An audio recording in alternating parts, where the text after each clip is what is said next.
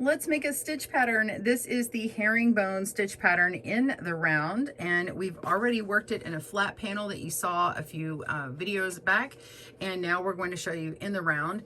Here it is on our pattern for the herringbone cozy mug hug. This one's on needles, so you can get it in flatter in the round on needles, but today we'll show you how to make the stitch pattern, and you can apply it to any pattern plus our mug hug as well on the knitting loom. Join me now and we'll make it together. Welcome to GoodKnit Kisses. We're all about helping you stitch your love and love your stitches. To get the written pattern on the herringbone stitch in the round, be sure and click in the video description below, as well as getting the pattern for it in a cozy mug hug. We'll have that as well. Plus we have a right and left-handed version, so those links will be down in the video description. For supplies, you're going to need your loom, any loom, and appropriate weight yarn will work.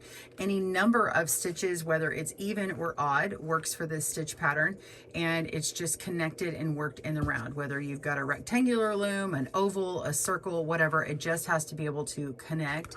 And I've also got one stitch marker on here, so you will need a stitch marker for this to mark your beginning and ending. It has a very big significance in this pattern, and of course your loom hook. Grab your supplies, get your pattern, and I'll see you in a moment.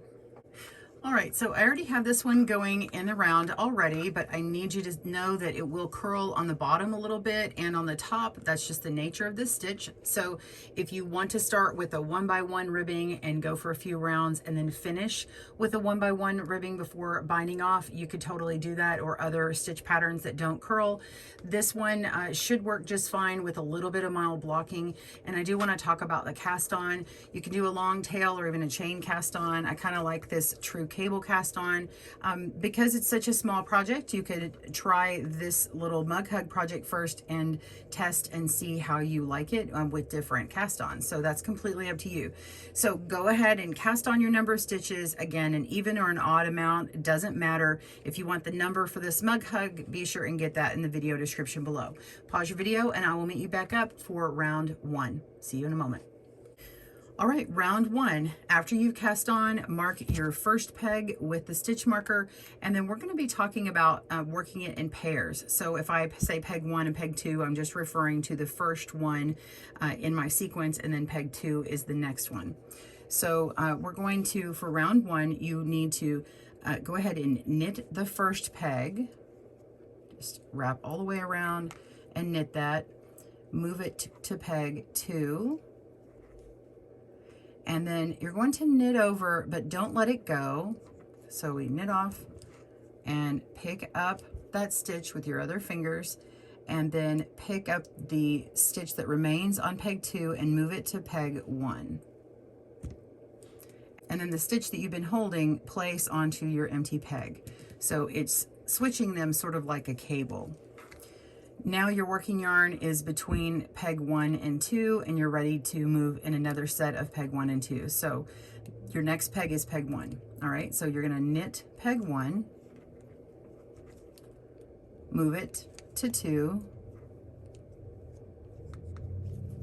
knit over and hold it. And I hold it with my other hand, and then move your stitch to peg 1, and then your held stitch to peg 2. This is the same as in the flat panel version. So if you did the flat panel version, it's the same exact thing. So you're going to continue doing that. You're going to knit the next peg, move it to the stitch after, which is your peg 2. Oops. Knit off, hold that stitch, and move it back to peg 1, and then place that loop down. Okay, if you let go of it, it's okay. It's not going to drop and fall way down. You can just simply lift it up and then place it on here. Okay, now undoing these stitches is something you might want to know how to do, just in case you find that there's a mistake. All of these stitches are sort of throughout the next stitch. So see, like this loop here, this loop behind it is sort of interlaced inside. It's woven through each stitch. So it's not like a normal stitch pattern. The stitches don't just frog and undo themselves and come down. So if you did have to redo this or undo it, you're gonna move what was on 2 over to 1. And then lift up that peg or that stitch on the peg, and then move this stitch back 1.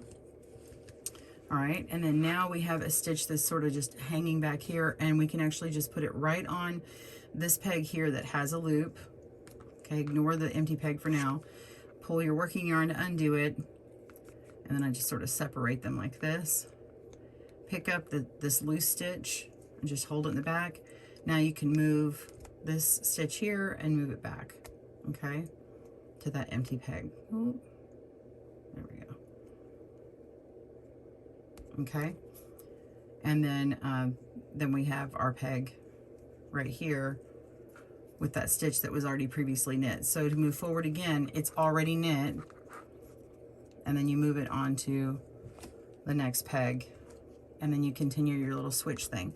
I suggest if you have to put your work down, get it to this point where you've knit a peg and then put it on top, or you knit the stitch, put it on top of this, and leave it this way. That way you know which direction you're working.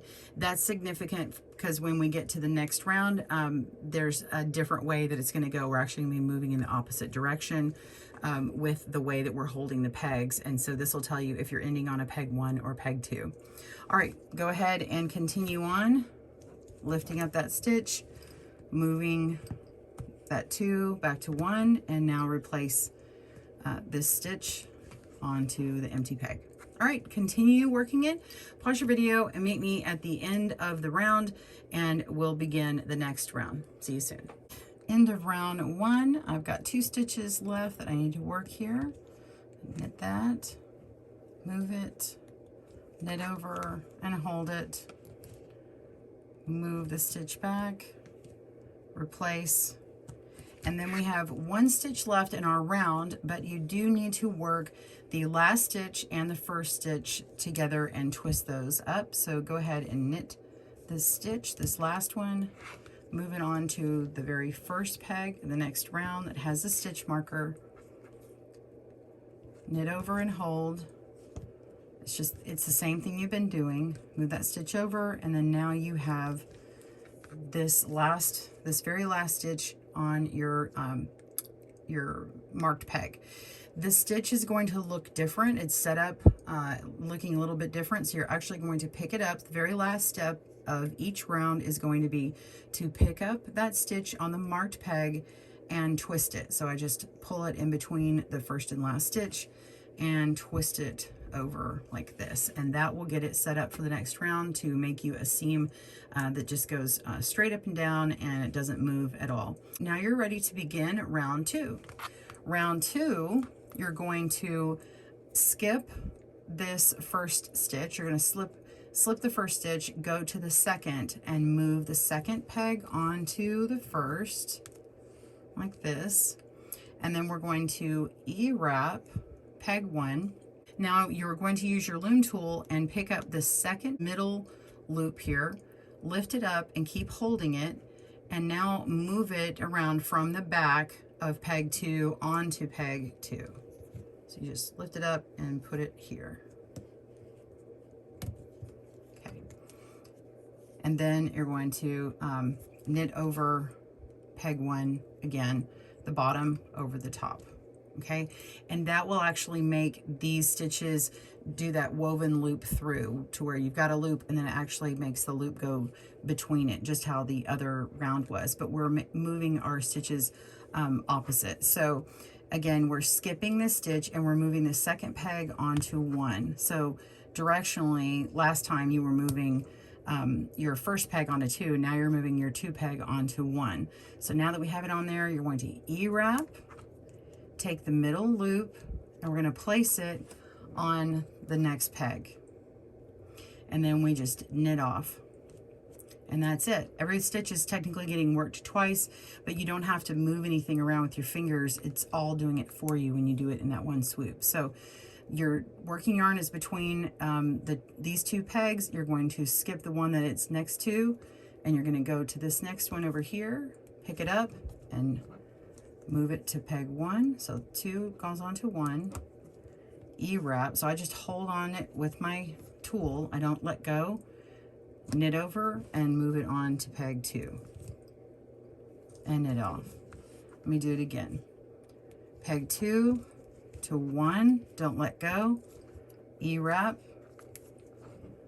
Knit off and move it to peg 2. Knit off. It's actually the fastest round. This one ends up becoming really fast. And so round 1 is actually going to be a little bit slower.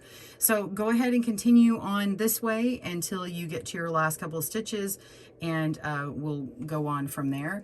If you want to see how to undo it, let me just show you by a few stitches, and then I'll let you keep going. So you can pick up this stitch. This was the loose one, and put it over here, back 1 stitch. And then I just use my loom tool and I kind of scoop up, and I see this loose stitch, and I'm gonna look in the back and I see this little purl bump back here, and I'm just going to lift it off and put it right onto the peg. Okay, and now I can pull my working yarn and it comes undone. And then now I can pick up this loop down below, and it's actually the one from the previous. It was locked in before if you tried to move it before. Okay, so let me show you this again. When I pick up this next stitch, you can see how my working yarn actually goes through this hole here. It goes through that stitch. So to solve that, we just place it on the stitch before, okay? And then we want to undo the stitch that's attached to the working yarn. So I'll find my purl bump and unknit that, pull the working yarn, and then I can grab this loose stitch, which is the one that goes on the empty peg. Okay, that's it. Just continue moving on. Again, let's repeat it one more time. You take your peg 2, you move it onto 1, E-wrap, knit over and move it to peg 2, and then knit bottom over top. That's it. Continue on. I'll meet you on the last 2 pegs and we'll move on with our instructions. See you soon.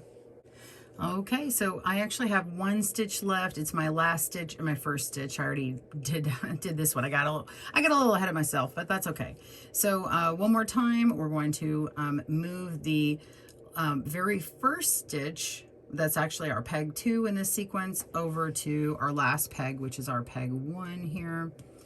And then we're going to E-wrap, pick up that middle stitch, and move over to 2, which is the very first mark peg here. Knit off that last peg one more time, and now we want to twist the peg, twist the stitch on the marked peg. So just pick it up and flip it over. That's it. So the very last direction in every one of the rows is to twist the stitch on the marked peg. Okay, so then you just repeat those 2 rounds. The first round, you're just simply knitting that first stitch and moving it over,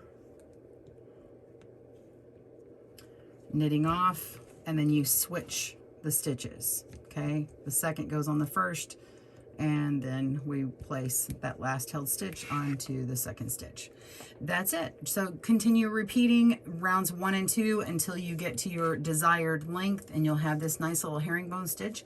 And then when you are ready to bind off, you'll just do a basic bind off in the round and then connect your stitches, and that's it. So I'll show you here in a second what that looks like after I've bound off. We'll see you in a moment. all right, I'm just kidding. I just backed it up a couple stitches because I'm going to show you the bind off. Of course I'm going to show you the bind off in the round. You guys were just panicking, weren't you? Throw me a little note before and say, yes, I did panic.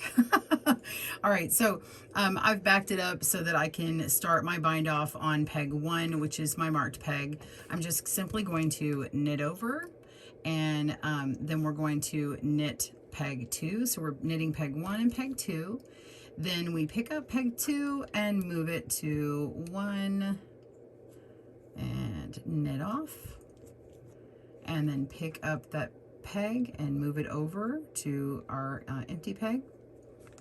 Tighten that up, and then you just simply start by repeating of just knitting peg 2 and moving it to peg 1 and knitting off and moving it over. Okay, so you continue that all the way until the last stitch, pull that through, and then you're just going to connect it and weave in your tail. So I'm not going to show you that part because I've shown it in some other videos, so click down below and you'll see links to weaving in tails and joining them. And I'll show you what this looks like. We'll see you in a moment. Well, here is my cozy mug hug. I hope you enjoyed it. This is working in the round. I actually have mine upside down because the true cable cast on was a little bit loose, which works really well because we have a tapered cup here. So that's great. This is what the bind off looks like. So you are seeing it a little bit upside down. So whoop, that's what it looked like. So I'll take it off and you can see how loose this looks. So use a long tail cast on or double E wrap or chain, whatever you like to do. Again, this is the true cable. You don't have to use it, but if you do, just flip it upside down and it actually works really well. It lays really well. So you will have a nice vertical seam on yours. It won't be diagonal or anything. And unlike the needle one, we didn't have to do any movable stitch markers. So yay, if you happen to see that for the needle version, you don't have to do that on the knitting loom. All right, well, I hope you enjoyed that. Please hit that like icon and subscribe if you haven't already, if you enjoyed what you see. I would love to see what you create. So be sure and tag us at GoodKnitKisses on Instagram, and we'd love to see what you make. We'll see you soon, and happy looming. Bye, everyone. Thanks for joining us today, where we help you stitch your love and love your stitches. See you again soon.